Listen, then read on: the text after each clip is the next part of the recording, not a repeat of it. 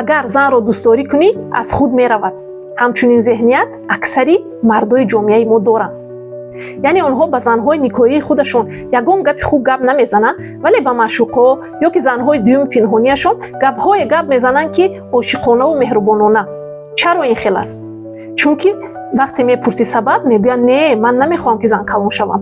агар занро дӯстдорӣ кунӣ, вай аз худаш меравад, маро дигар писанд намекунад.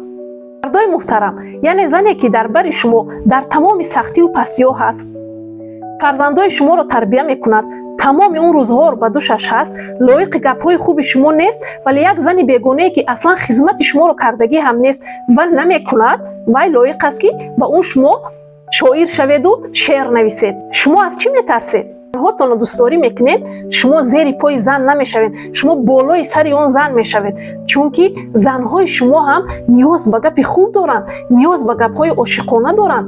онҳо танҳо модари фарзандои шумо нестанд, онҳо танҳо келини падару модари шумо нестанд, онҳо зане ҳастанд ки ниёз ба муҳаббат, гапҳои хубу ошиқона дорад. фарқ надорад ки вай чанд сола аст, хоҳ 18 сола бошад, хоҳ 58 сола. тарсҳоятонро як тараф гузоред ва меҳрубонӣ кунед ба занҳои никоҳии худатон, ки фарзандотон бинанд инро ва ёд гиранд, бинанд ки дар байни падару модарашон ишқу муҳаббат ҳаст.